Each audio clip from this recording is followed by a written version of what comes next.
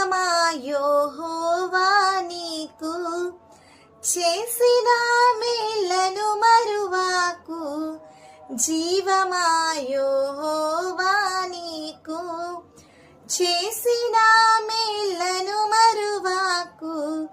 నీవు చేసిన పాతకంబులను మన్నించి జబ్బు లేవియును లేకుండా చేయును. ఆ కారణముచే దేవ సంస్తుతి చేయవే మనసా. దేవ సంస్తుతి చేయు మానా.